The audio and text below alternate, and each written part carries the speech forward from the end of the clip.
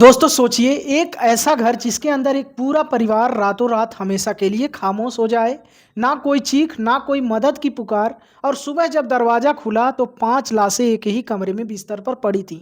दोस्तों आज हम बात करने जा रहे हैं सहारनपुर के उस दिल दहला देने वाले हत्याकांड की जिसने पूरे उत्तर प्रदेश को हिलाकर रख दिया।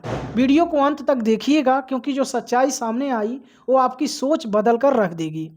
दोस्तों संकरी गली, बंद दरवाजा, बेचैन भीड़। सहारनपुर के कौशिक विहार कॉलोनी की एक संकरी गली, एक किराए का मकान, मुख्य दरवाजा बंद और बाहर लोगों की भीड़ खामोशी में डूबी हुई।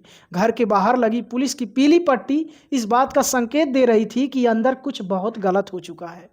दोस्तों किसी को यकीन नहीं हो रहा था कि इस घर में पूरा परिवार खत्म हो चुका है। रात के धमाके, लेकिन किसी को शक नहीं हुआ।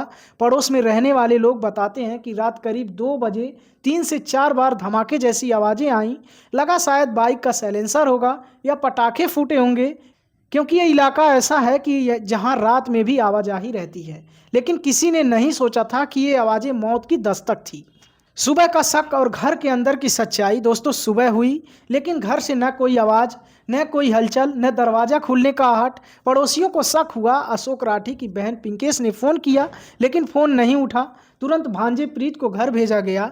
दरवाज़ा बंद था और फिर छत के रास्ते घर के अंदर जाने का फैसला हुआ। दोस्तों अंदर घुसे तो पैरों तले जमीन खिसक गई। जैसे ही लोग अंदर पहुंचे उनकी आंखें फटी की फटी रह गई।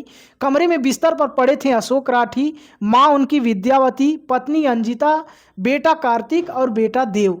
5 लाशें एक ही कमरे में। दोस्तों गोलियों के निशान और खौफनाक खुलासा जांच के सामने आया कि अशोक के सीने और कनपट्टी में गोली, बाकी सभी के माथे पर सटाकर गोली मारी गई। मौके से मिली 3 देसी पिस्टल, 8 से 10 खोखे। स्पष्ट था ये कोई बाहरी हमला नहीं था। तो आखिर अशोक राठी कौन था? अशोक राठी नक्कुड तहसील में संग्रह अमीन के पद पर तैनात था। पिता की मौत के बाद मृतक आश्रित कोटे से नौकरी मिली थी। करीब 2 साल से सरसावा में रह रहा था और हाल ही में कौशिक विहार में किराए के मकान में शिफ्ट हुआ था। दोस्तों नया मकान बना था विवाद की वजह, क्योंकि पुलिस जांच के सामने आया कि अशोक और उसकी मां गांव के पुराने मकान में रहना चाहते थे, लेकिन पत्नी और बच्चे सरसावा में बने नए मकान में शिफ्ट होना चाहते थे। 1 फरवरी को शिफ्टिंग की तैयारी थी। यही विवाद धीरे धीरे एक खतरनाक मोड़ पर पहुंच गया। पुलिस के अनुसार अशोक राठी कई सालों से अवसाद में था। इलाज चंडीगढ़ पीजीआई में चल रहा था। पिछले साल 1 महीने तक भर्ती भी रहा। शुरुआती जांच में शक है कि पहले परिवार को नींद की गोली दी, फिर एक एक कर गोली मार दी और अंत में खुद को गोली मार ली। सबसे चौंकाने वाली बात, मरने से पहले कि अशोक ने अपनी बहनों को व्हाट्सएप पर ऑडियो मैसेज भेजा था जिसमें उसने कहा था कि मैं मजबूर था। अगर मैं अकेले मरता तो इन्हें कौन संभालता? इसमें किसी की कोई गलती नहीं है। दोस्तों ये सिर्फ एक क्राइम नहीं था, एक मानसिक बीमारी, पारिवारिक दबाव और अनसुनी तकलीफों की खौफनाक कहानी थी। सवाल ये नहीं कि अशोक ने ऐसा क्यों किया, सवाल ये है कि क्या हम वक्त रहते ऐसे लोगों की मदद कर पाते हैं? अगर आप भी किसी मानसिक तनाव से जूझ रहे हैं या आपके आसपास कोई ऐसा है तो उसे अकेला मत छोड़िए। वीडियो को लाइक ज़रूर करें ताकि ये सच्चाई ज़्यादा लोगों तक पहुंच सके।